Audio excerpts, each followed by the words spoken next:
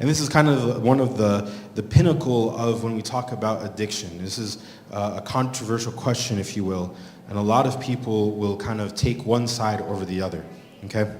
And the question is addiction a choice or a disease, okay?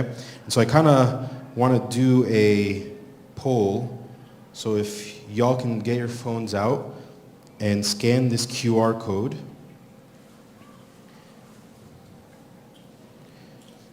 And then you can select yourself which you think it is, if it's a disease or a choice.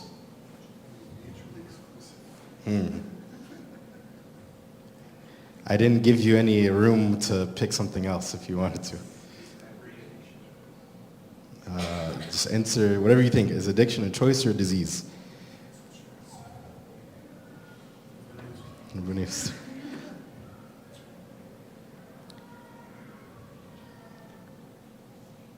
What? Oh, okay. I can see it live on my end, but you guys won't be able to see it, unfortunately. Okay. Is everyone done voting? Okay, so you got 20 people said a choice, and then 6 people said a disease. Okay. Very interesting. What do I say? I'm going to show you guys a video that's going to talk about this, okay? And this is a very, a lot of times this will dictate how we engage with the person, right? If we consider it a choice or a disease, this will kind of set the path in how not only do we kind of engage with the person, but even how we think about the person or how we kind of encounter this person as well. So let me show this video. It's not that long. Sorry, I haven't used the Android in years, so I don't know what I'm doing. Okay, this is from it's a larger documentary. It's called Pleasure Unwoven. Pleasure Unwoven. It goes into depth about the neurology and the biology and the medical science behind if addiction is a choice or a disease. And this is by a doctor himself. His name is Kevin McCauley, and he himself struggled with addiction. And so in this video, he kind of looks at the choice arguments is what it's called, the choice argument, which is the argument that quote unquote tries to kind of prove why addiction exists. So hopefully this works. Sound?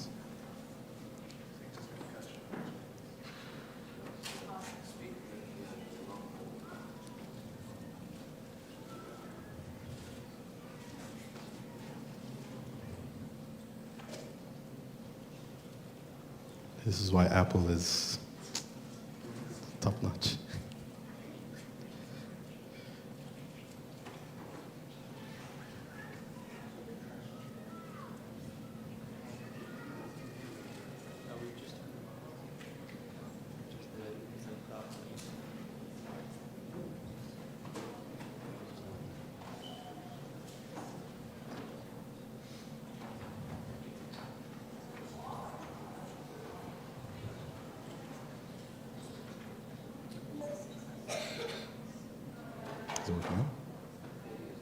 There are many arguments against calling addiction a disease, but the best argument I've ever heard is one I call the choice argument.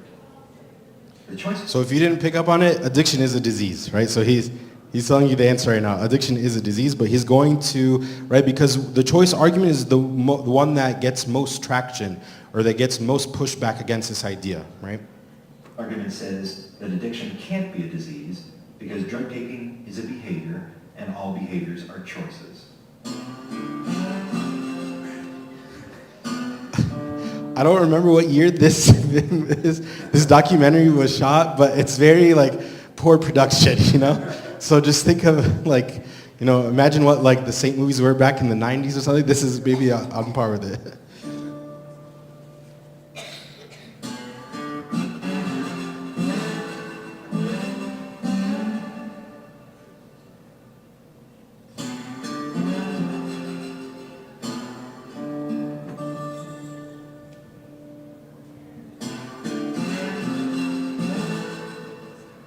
He's going to get to a point, I promise. Just The choice argument argument goes on to say that even though an addict might tell you he can't stop drinking or using drugs, that he's powerless over drugs and alcohol, really he can stop any time. That's right, addicts can quit anytime they want. You just have to help them make the right choice.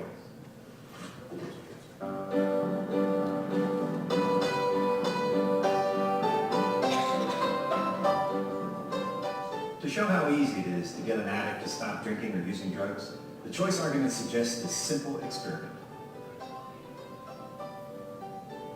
I take a bottle of alcohol, pour out a glass, and put it in front of the alcoholic. And I offer it up to him. Go ahead, Mr. Alcoholic, take a drink.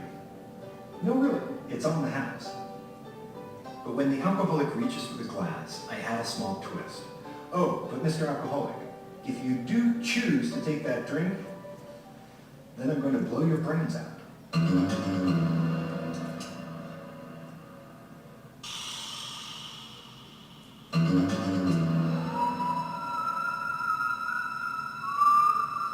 Most alcoholics will choose not to drink.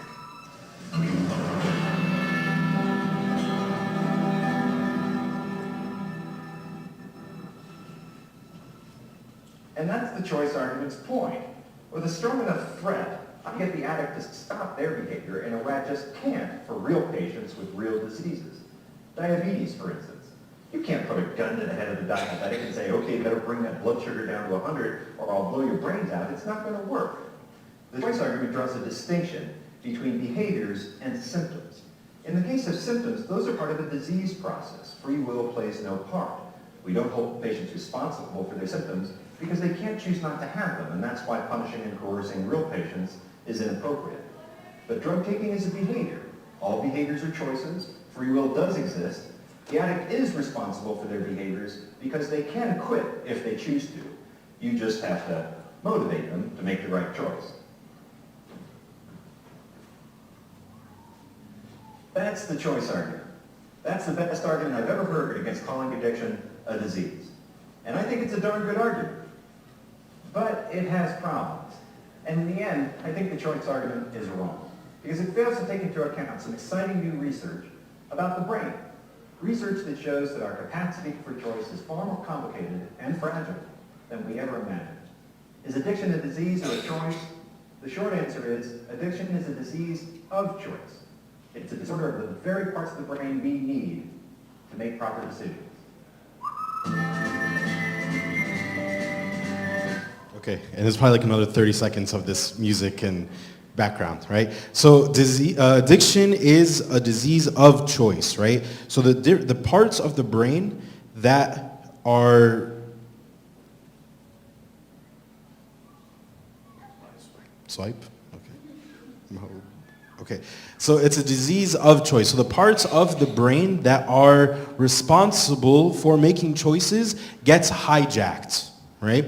It gets hijacked. What I mean by that is in the brain, right, in the human brain, we have two parts, right? You have the midbrain, which is responsible for odd things that are automatic, right? Like your hunger, your right breathing. You're not consciously thinking, okay, breathe in, breathe out. You breathe in, breathe out, right? You have a million other things you need to think about, right? And you just need the breathing to go automatic, okay?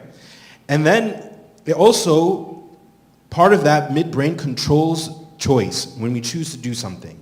But in an addict brain, on top of that is the cerebral cortex, right? You have this bigger other thing that God created with us compared to other animals that gives us the ability to use language, right? Like in the anaphora of St. Gregory, what does the Buddha say? You have what? Given me the gift of speech, right? And so this is, as humans, right, we have a very complex way of communicating in language, right? With all these letters and vowels and consonants and communicating in different multiple languages, right? And so what happens is that this part of the brain gets hijacked. And so let's kind of start off with some basic definitions of what addiction is. So addiction, according to Patrick Carnes, who is one of the lead researchers and psychologists in the field of addiction. He says to be addicted is to have a pathological relationship with a mood-altering substance or behavior. And that pathology, he's saying, is happening in the brain, right? That your brain is connected or have these neurons that are connected to have a relationship with this mood altering, so it changes your mood, right? Substance or behavior. Okay? Another doctor named Chip Dodd, he says, addiction is a pathological relationship with ego defense mechanisms that continue in spite of negative consequences, that continue despite the negative consequences. And that's one of the important things that we'll talk about, is the dimensions of addictions. But before that, I want to talk about the types of addictions, okay? In one of those quotes, it mentioned a couple of types. What are the two types of addiction? Substance and behavioral, right? So alcohol would be considered a substance. So you have substances, so things that you would ingest into your body, and then behaviors, things that you do. And within that, you have different types. So substances and behavioral. So substance, alcohol, drugs, right? Whether it's illegal, prescription, or even over the counter, right? So it doesn't necessarily have to be cocaine, methamphetamine, marijuana. There's thousands of them now, right? People even abuse prescriptions, right? And one of the biggest epidemics that's happening now in the United States, especially in rural areas of the United States, like country areas of the US, is the abuse of opioids, right? So like pain medication, like codeine, what else? Sorry? Fentanyl, yeah, that's a huge one that's recently, it started in COVID, it started spiking up, right? And there's other ones that, different opioids that people abuse. And then usually it starts off with someone has some sort of procedure done, some surgery done, and then, they get hooked on it because it makes them, they get the pain taken away and it gives them this nice feeling, right? Tramadol is another one, yep. Yeah, there's a lot of them that are very controlled substances, right? Even over-the-counter ones, right? Even certain like cough medicines, right? You can get it off the counter, but what happens now if you go to like CVS or Walgreens, you check your ID, right? To make sure that you're of age, because they were finding a lot of minors were abusing this as well. Nicotine, right? In all its forms, right? So nicotine is the highly addictive drug that's in cigarettes, cigars, what else that's really taking a lot of vapes, right? Right, in the past, like, I wouldn't say 10 years, maybe even a little bit more, right? They've been taking off, right? And so that's another substance that people can become addicted to. Nicotine is, the chemical itself is highly addicted. They're highly addictive. Caffeine is another one, okay? How many of you, if you don't have your cup of coffee in the morning, soda? Lots of people, right? And then there's food as well, okay? Food can also be an addiction. So how about behaviors? There's different behaviors that can be an addiction. Sex can be one of them in its different forms. Workaholics. You've maybe heard this term, workaholics? Gaming or gambling, right? And it used to be specifically gambling, but then it turned into gaming when what came out? Video games. Video games, like which one? FIFA, صح? I'm just kidding. Right? Or Madden or NBA 2K, whatever or COD, right? Are you a COD person? I'm kidding, I'm picking on Abanoub a little bit, it's okay. Right? So also gaming in general. So it's not just like the gambling, like if you go to a casino or the lottery or all these things, but also gaming as well. These are another one. And with that, actually the internet, right? The internet or technology has become a big one. And it's so recent, it's blown up so recently that there's still like the amount of addiction that's happening is so widespread that the research is almost like a lag that's happening because of how much it's increased. Shopping. Let's come into it, you guys know. Right, shopping. as a trained mental health professional, there's something that I hear, especially some people will post it on social media, that increases my blood pressure. Retail therapy. Y'all have ever heard about this? This is 100% a lie. This is not a therapy. There's no trained professional that will tell you, oh yeah, go get some shopping, it'll make you feel better, okay? This will maybe, and you'll see the common thing with addiction, it may make you feel better in the instant, in the beginning, but then eventually, right, your problems are still there. So shopping is another one.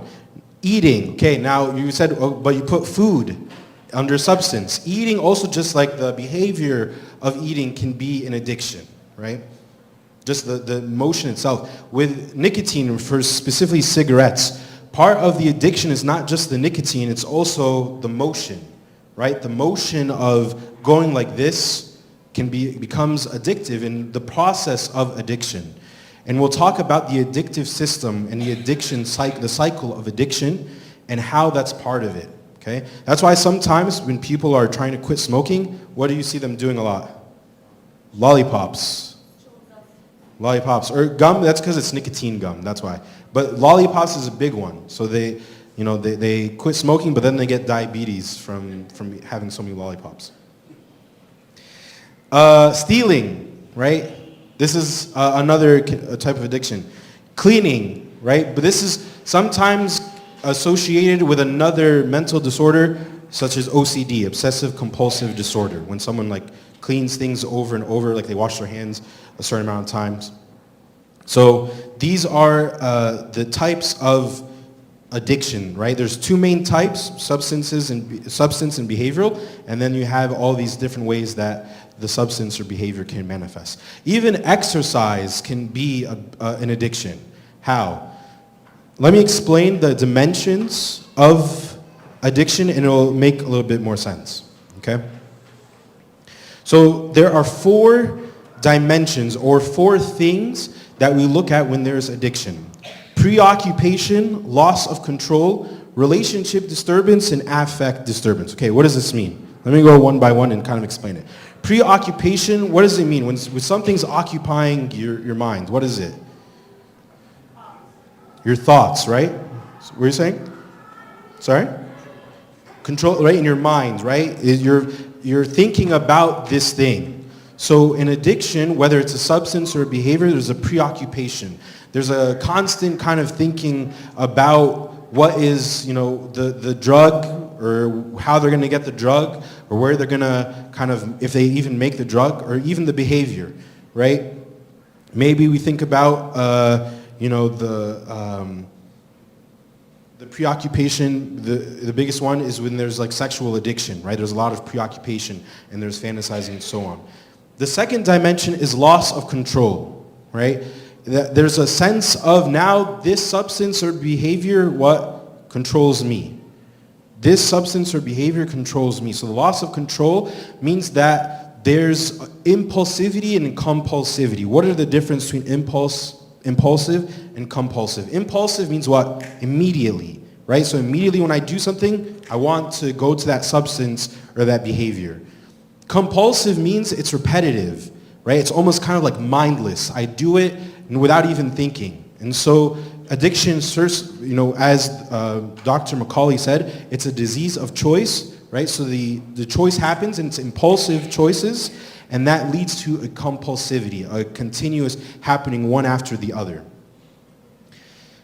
3 and 4, when we look at addiction, one of the biggest things when we say something is an addiction is that it's still being done in spite of the consequences. In spite of the consequences. And some of these consequences can be relationship disturbance and affect disturbance. What does that mean? Relationship disturbance means it affects your relationships. It impacts your kind of your day-to-day with your spouse or your parents or your kids or your siblings, your friends. Maybe this could even be work. Maybe this could be school. Maybe this could be something else. Okay? Affect is a fancy word for emotion, right? Or feeling. So affect disturbance is emotional disturbance, right? Or there's some sort of issue. Maybe the person feels a lot of shame that they, engaged in this substance or behavior, right? So maybe the retail therapy, you go to that, right? You get yourself a nice, suit or a dress or something, and it was expensive, and then you realize, wow, this was so expensive. And so what happens is the shame sets in, right? You start to feel this toxic shame that I'm defective or something's wrong with me. And so what happens is this creates a pattern of wanting to use the drug again. And we'll see how that plays into the addiction system, which is what we're going to talk about right now. Okay, so the addiction system is, and the screen's, the graph or whatever might be a little bit small for here. So you have to think about like two gears, right? Gears on like a car or a bike, right? They have teeth, right? And when you have two gears, they spin each other. So this is what the addiction system is. Oops. So you start off with the belief systems. What the belief systems is a person has certain core beliefs, right? About themselves, about the world, about God, okay? And then sometimes what happens is there are negative core beliefs that leads to impaired thinking. Impaired thinking in terms of not thinking about things the right way, right? They think of themselves as, maybe they feel that they're defective, so the impaired thinking is, I'm never going to amount to anything, so I shouldn't even try, right? This then leads to the addiction cycle, which is the second circle that's on the bottom, right? And this leads to the preoccupation. Remember we spoke about the dimensions? So preoccupation, so the thinking about the substance or about the behavior. This leads to ritualization. Now, what is ritualization? Ritualization is almost like preparation to use the substance or to do the behavior, right? So, for example, an example of substance ritualization. When someone's struggling with alcoholism, okay? Maybe the ritual is when they get off work, they on their way home driving, they drive to a bar, right? And they have their drinking buddies, right? There are specific guys or girls that they drink with, right? Or maybe they stop by the alcohol store and they pick up something, okay? This is part of the ritual, right? It's a kind of a continuous thing that happens. Part of the ritual can also be whenever it's in response to some sort of issue, right? So let's say someone gets into a fight with their spouse. What happens? They go and they smoke marijuana or something. Let's say they get into a fight with their parents. They go and they, steal something, for example, right? So there's a ritualization that eventually leads to them using the behavior or substance, okay? And the research shows that the ritualization part in this cycle of addiction, right? The cycle is the second circle that we're looking at on the bottom right now. The ritualization actually produces the chemicals that they're anticipating of getting, right? This high, the feeling of high is this excitement, right? If you think about like, oh, I'm gonna get like a new game or something like that for the PS5, right? You get an excitement, right? That your brain is releasing the chemicals. Or if you're thinking about that retail therapy, right? You're thinking, oh, I'm gonna get this new dress and all that stuff. So in the same thing with addicts, when they're going to use the substance, no matter what the substance is, alcohol, marijuana, cocaine, meth, whatever it is, or the behavior, this ritualization releases chemicals in their brain that starts to get the brain going. And it's like a pre-high, almost. Before they haven't even done the substance or the behavior, right? And so they've started, now their brain is, I don't want to say prepared, that's not the word. Sorry? Yeah, it's ready for the actual receiving of the drug or doing the behavior, okay? And so once a person gets into the ritualization, no matter what the addiction is, it's very hard to kind of come back out of the cycle, okay? And then they do the behavior or use the substance, and then this leads to despair. And then you have another gear, this third gear on the side, it's a cycle between shame and guilt. Shame and guilt. I did something wrong, I am wrong. Right? Guilt is I did something bad. Shame is I am bad. Right? What does the book of Genesis say was the first emotion that was mentioned, that Adam and Eve felt? Shame, right? After the fall, when they ate from the fruit, what does Genesis say? They felt shame about their nakedness. They felt that they were defective or something was wrong with them inherently in their worth and their value. And this goes back to the belief system, right? When I think of myself as defective, when I think of myself as not worthy or having value, this leads to impaired thinking, right? And then this leads down to the addiction cycle, then the preoccupation, then the ritualization, then the behavior, substance, and despair, right? And as the addiction cycle is going, right, this bottom circle is going, what does it lead to? Unmanageability, right? This loss of control. This loss of control, right, they're starting to use the substance more and more. They're starting to do the behavior more and more. They're increasing the dose, if you will, of the substance or the intensity or the amount of times they do the behavior, right?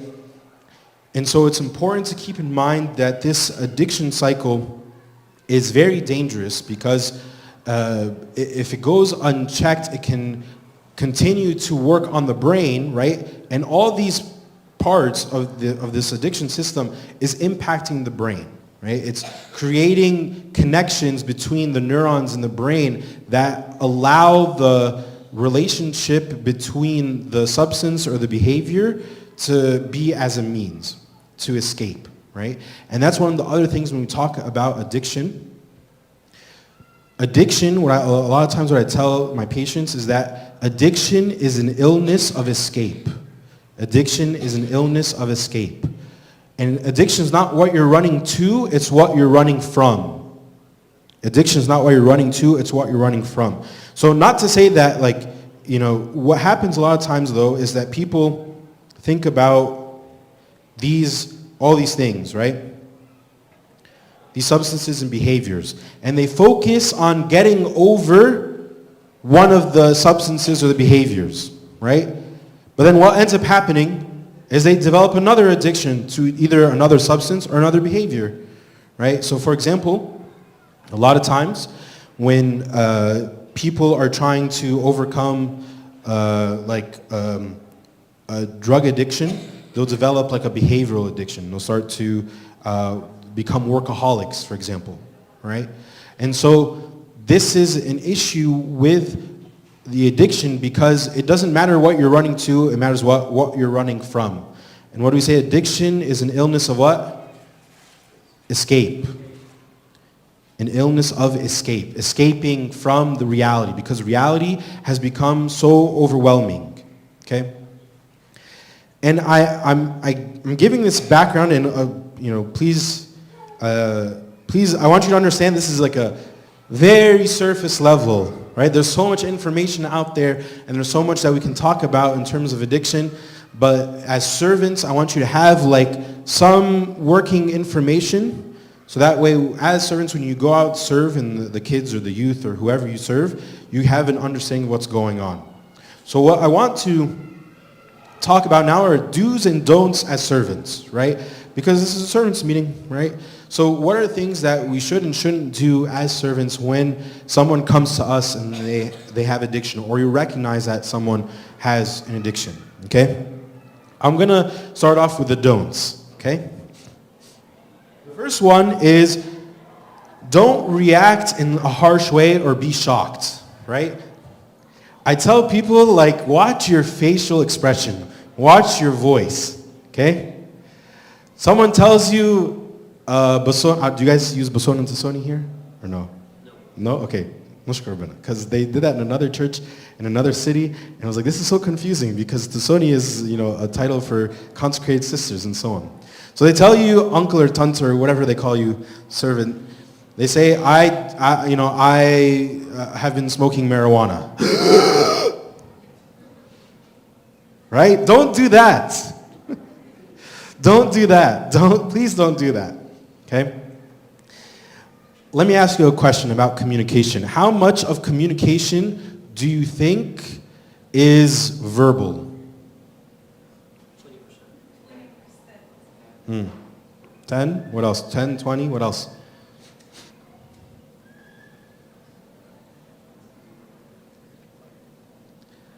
Seven percent. 7% of communication is verbal. So a single digit is verbal, is the actual things that you are saying, right? So that leaves how much left?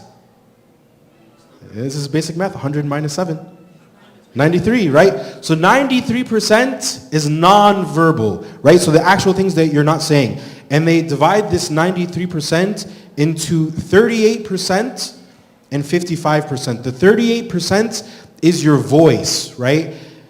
Your tone, your pitch, your volume, and cadence, right? What are those things? The tone is maybe like how high, like if you're speaking low like this, or you're speaking high like this, okay? That's tone or pitch, okay? Volume is how loud, right? And usually when we're angry, especially when mom and baba are angry at us, it comes louder, okay? And when people are angry in their emotion, their voice will get louder.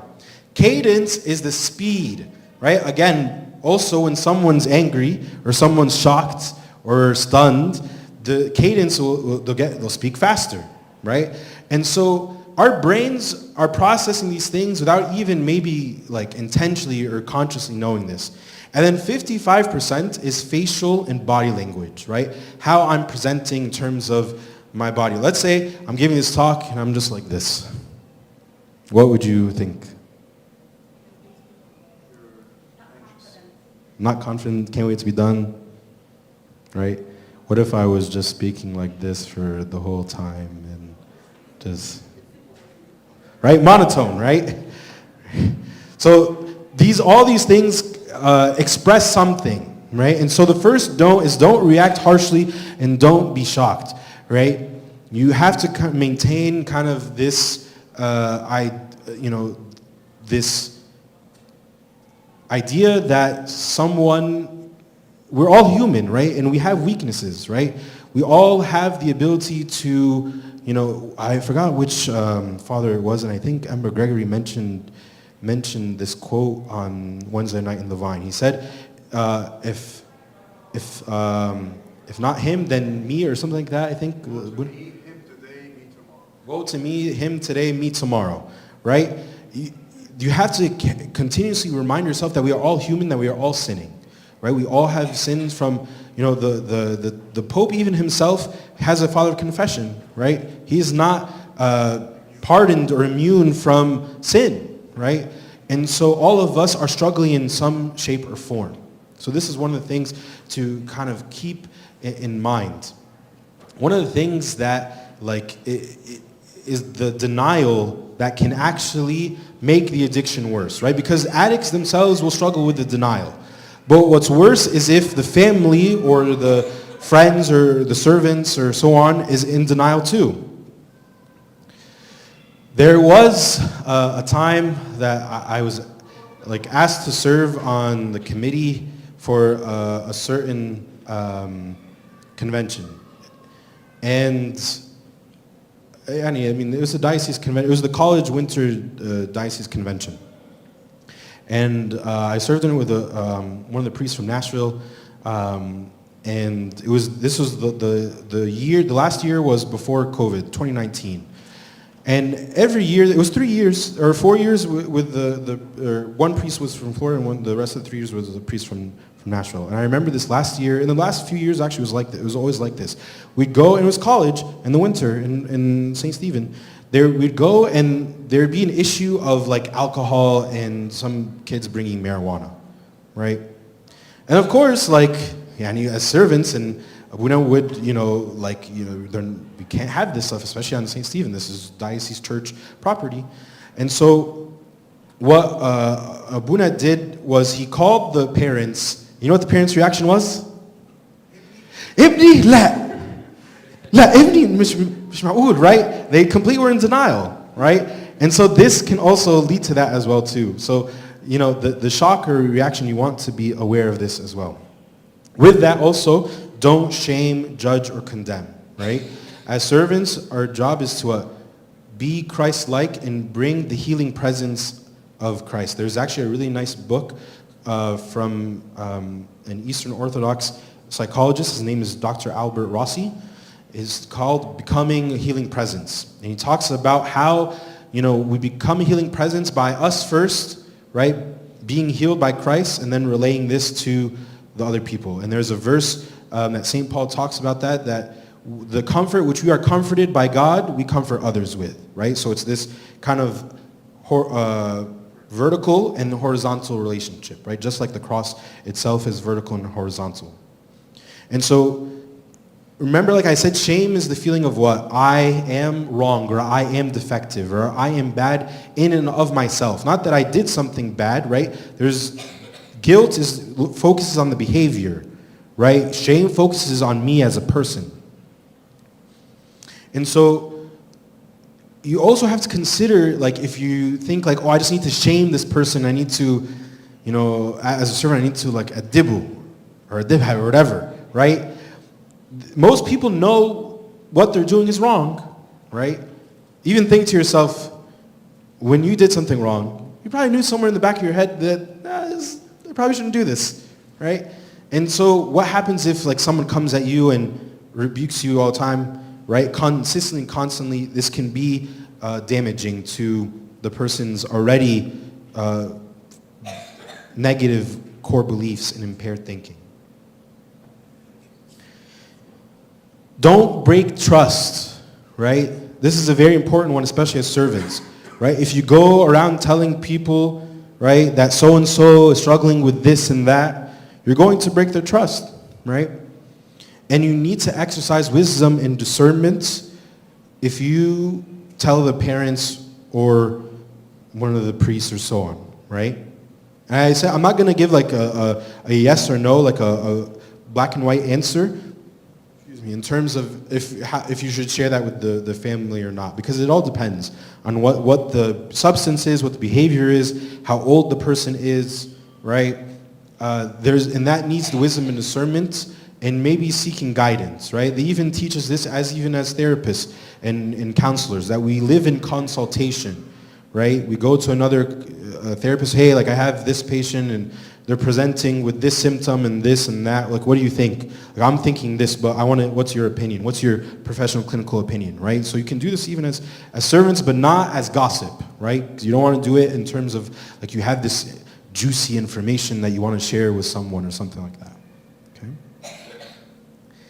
Don't Bible thump them. Do you guys know what I mean by Bible thumping? What's Bible thumping?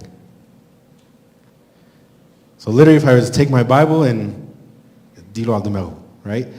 So, literally that's what it means, but figuratively, what that means is to kind of like preach to them and tell them, oh, you need to, do this, and this more. You need to, come to church, and you're not like confessing, you're not taking communion, you're not fasting, you're not praying, you're not reading your Bible. I'm not saying not to do those things, okay?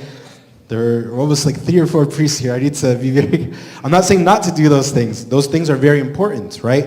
But it can't be the only solution when it comes to addiction, okay? So then don't enable, right? Don't enable. What is enabling? Enabling is simply anything you do that allows the addicted person to keep using the substance or doing the behavior without consequence. Right? When I don't set the consequences or when I don't put something in place, this can enable the addiction, right? And one of the biggest things is, family members that enable, right? And this was actually a big thing. When I had mentioned that I had, by God's grace, the blessing of serving with His Eminence, and sometimes when Sayyidina would go like on international trips, he would have me go to what's called TCC, Triumphant Christian Church, which is the diocese rehab or addiction center. And it's not in Tampa itself, it's south of Tampa a little bit.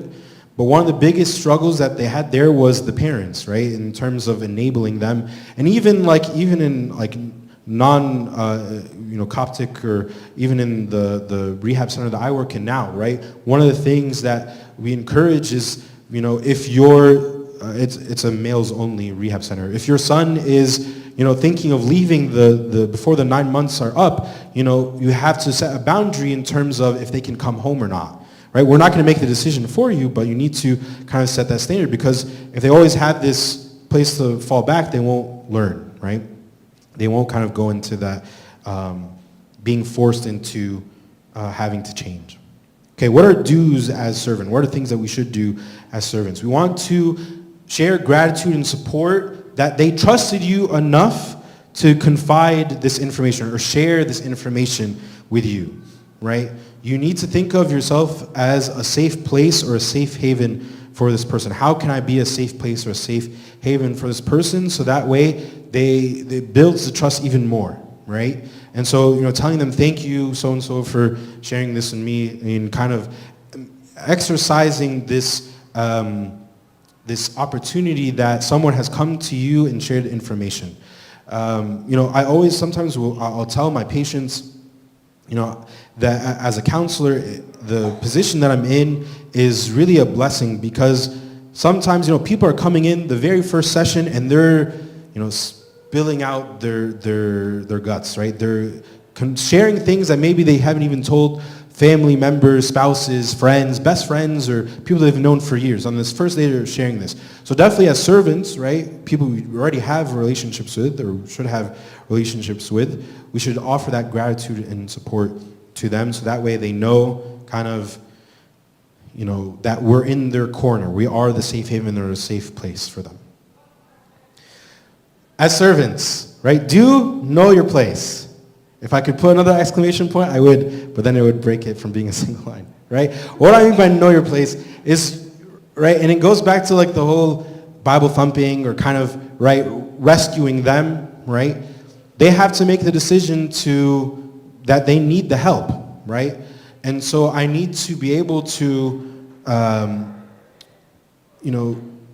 understand that there are trained professionals, there are people who are,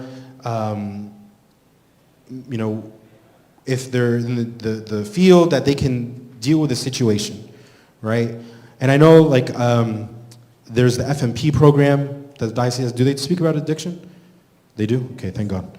So, like, I'm sure there's plenty of people who have done the FMP program, and there's the one in Florida and there's one in Nashville. It's Sonia Anna. But there are other mental health professionals as well too that you can have as well too. And so it's important to know our boundaries as servants. It's important to know our boundaries as servants, okay? And the last thing is you want to be empathetic, right? But again, not enable, right? I can empathize, but not enable. Sometimes, people take one extreme, right? I have to be very strict with them and rigid, or I have to be like almost enabling and allowing the behavior or them using the substance, okay? But empathy is the middle way, right? Why? Because you can hold empathy. I can feel, sorry for the person in sadness and want them to do the work, but I can't do it for them, right? I can't do it for them. And so it's important that as servants, we're empathetic and we understand, like I said, that as humans, right, we all have struggles and we all have issues, right? But that doesn't mean, it's all good to go and you can do whatever you want and just sweep it under the rug, right? So there's a balance between the rigidity and the shaming and the judging and condemning and the enabling and just allowing and sweeping things under the rug, okay? And so these are kind of some do's and don'ts to do, and some kind of just background information about the psychological and physiological things with addiction, right? Again, like I said, this is a very kind of, very brief kind of introduction, if you will, to addiction. So are there any questions or comments? Abanoub. Yes. And if somebody is known among us that is going through this and now being treated, and now we want to introduce him back, what are the steps? This is a very good question. I think a lot of times in the church, sometimes people already feel some sort of way. They feel ostracized. And actually, Amber Gregory shared something too in the Vine about a story about a woman who had been living a life of sin, and then she would come to church, and she wasn't dressed appropriately or modestly, and people were judging her, right? And what Sayyidina had said in the story was, I think it was a priest or a bishop from... Oh, Abanoub Shoy Kamil? Oh, wow. Abanoub Shoy Anton. Oh, who was sharing the story, yeah.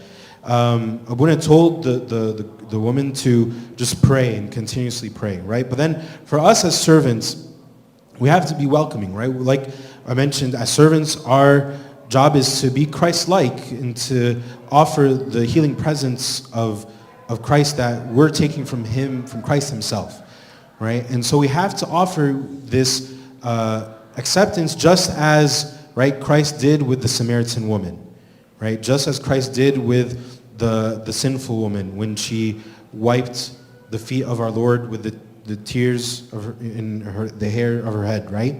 And so we have to kind of offer this same Christ-like acceptance to the other person, right? Because this person has done the work and they've gone through the process of healing and recovery, and they're sober, right? And they've been living in sobriety.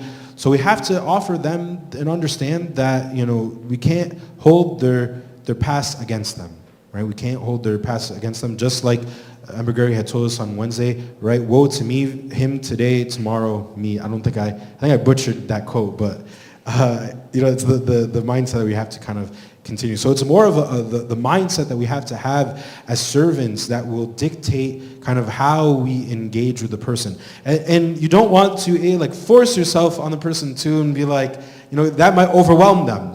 Just like if you're like, oh, and all this stuff, like you're missing, there might be too much. So you gradually and slowly warm up to them, but also follow up with them, right? If it's texting or calling them, and then kind of building a relationship steadily, right? You don't want to go from 0 to 100 in just 5 seconds, right? We want to build things gradually so that way they feel safe and they build trust. They build the trust that this person is for them in their support system.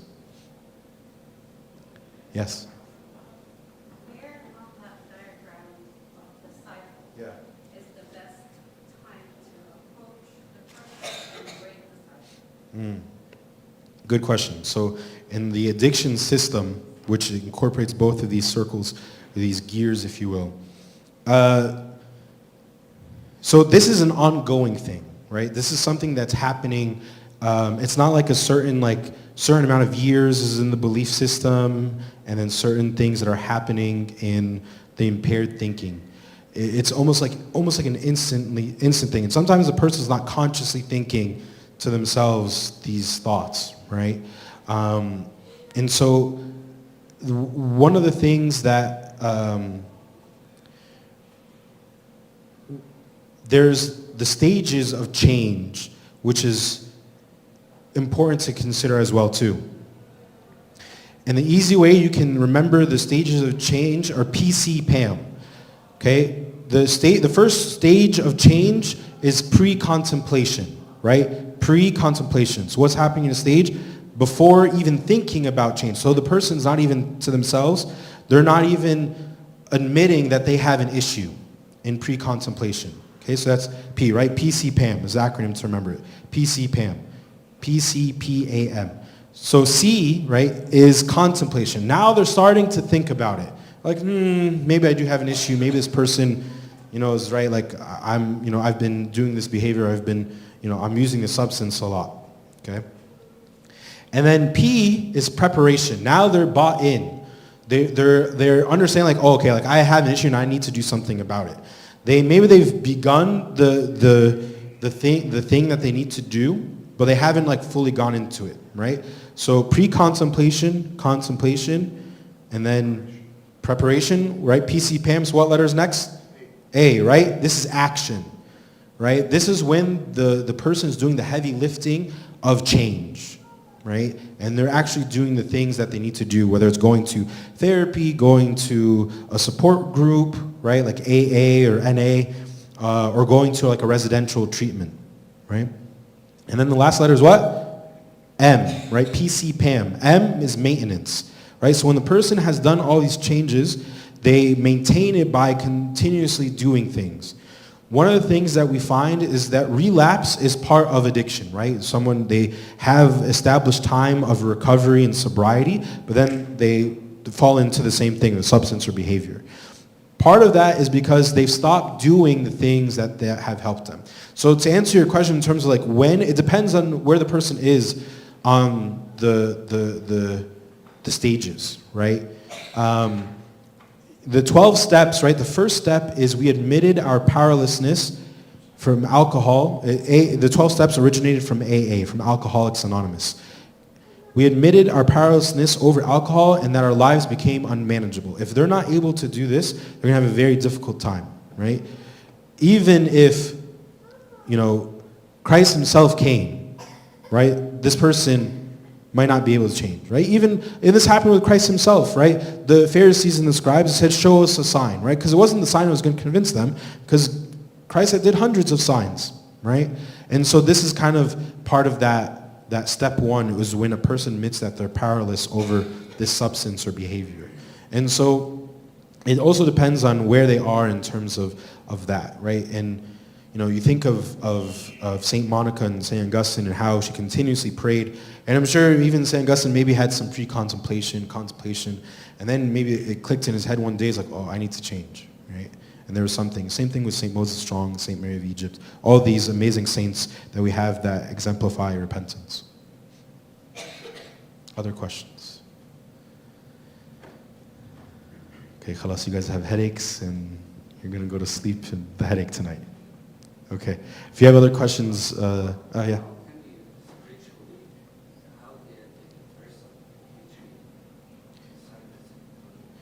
So I don't have it here because it's on we're not presenting from my iPad, but I have this diagram of what it means to be human. What does it mean to be human? If you're in youth meeting a few weeks ago, you saw it. This triangle. What does it mean to be human? Sorry? Feel others, okay. What else? Empathy and sympathy. This is what it means to be human? Like, what are the basic things, like, this defines what a human is? Brain, okay. Just a brain? A human is just a brain? I'm a brain walking around kida. Feelings, okay.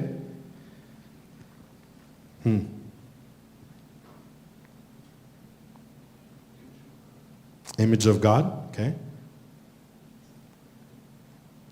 3 basic things: body, soul, and spirit, right? This is what it means to be human. Pope Shenouda, in his book, What is Man, talks about this idea of what it means to be a human.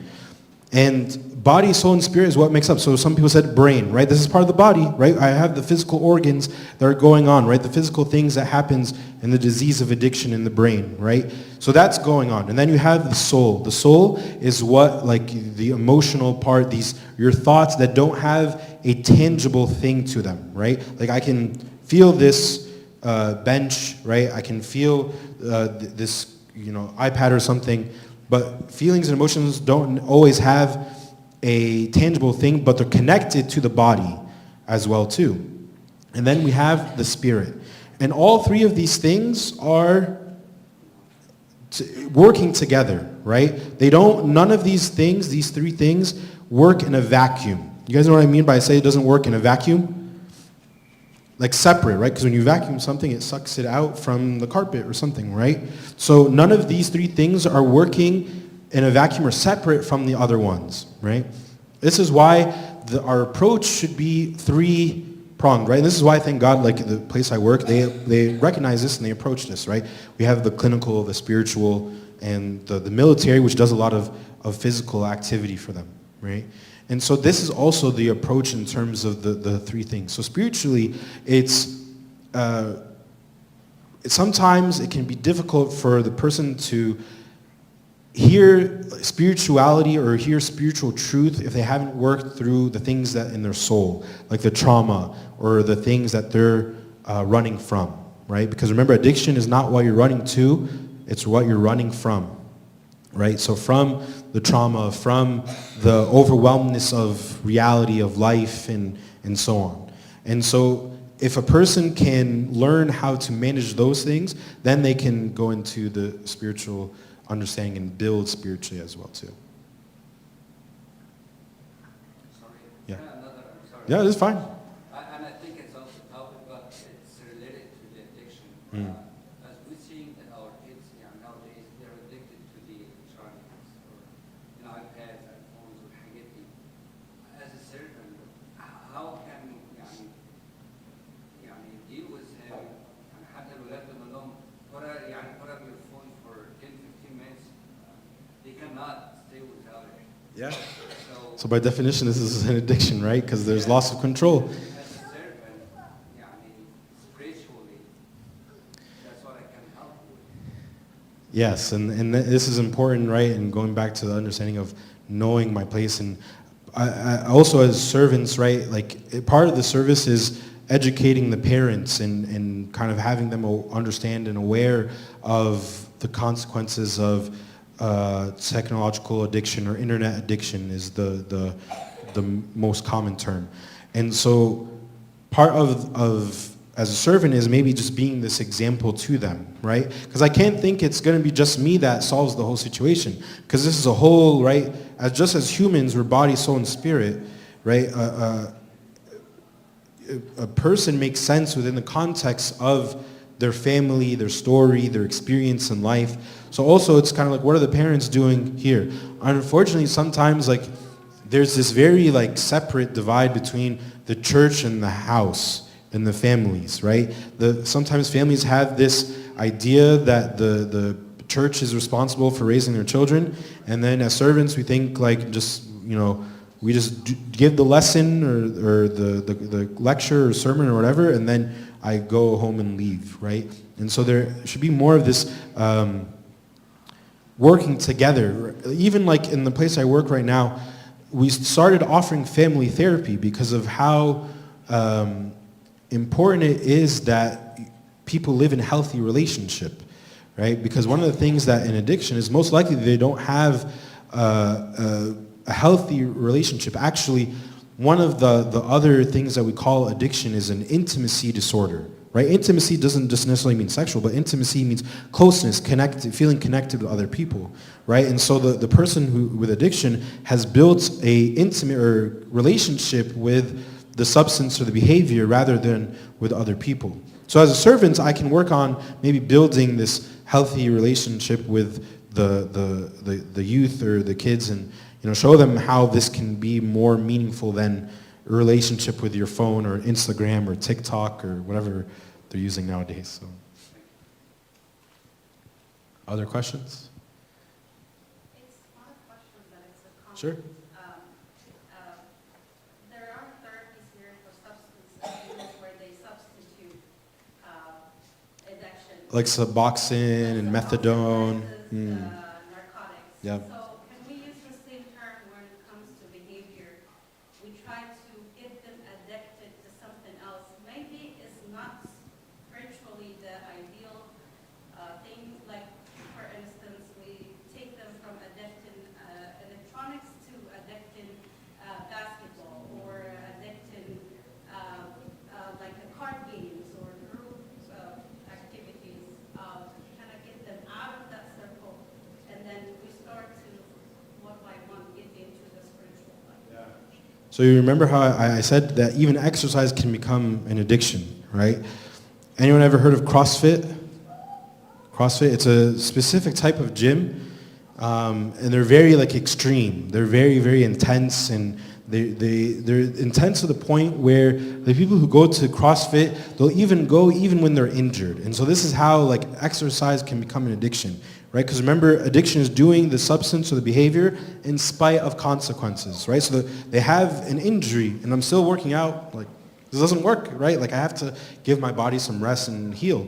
And so when it comes to addiction, we have to be aware of just cycling through replacing addictions from one thing to the other, right? And being, what's the word?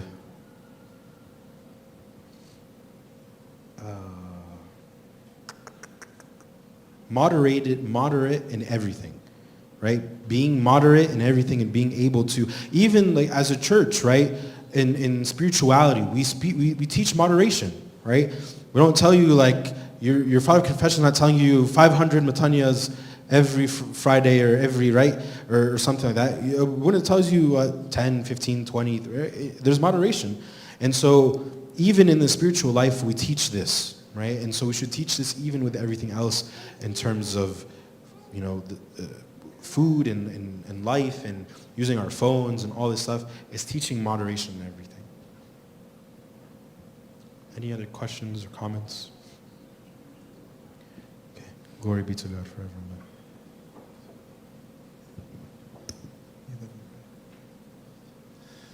I would like to thank Tony for this wonderful talk that touches a lot of our ministries, whether at different ages. As we said, whether it's addictions at a young age to devices or behavioral addictions and substance addiction at a later age that we serve. May God enlighten us kada to use the words that we've heard. And if you don't mind, maybe if you can send us the presentation, that'd be great if we can just, as reminders to us on the servants. Abuna, any final remarks? تفضل تفضل.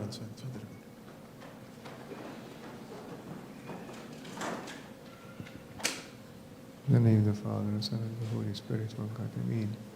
Thank you, Lord, for getting us together in your presence. Thank you for opening our eyes, that those people who are suffering from addiction are not weaker, are not worse. We are the same, and everyone, we have our own struggles. Please, O Lord, put in our heart this empathy that we feel for everybody's weakness, and to open our hearts to accept everyone back, and give hope to everyone, and give guidance, as we also need guidance. Please, O Lord, reward Tony for his preparation and the work he's doing, and bless your servants, and bless the church, and bless the fathers. And hear us, O Lord, we pray thankfully. Our Father who art in heaven, hallowed be thy name. Thy kingdom come. Thy will be done on earth as it is in heaven. Give us this day our daily bread.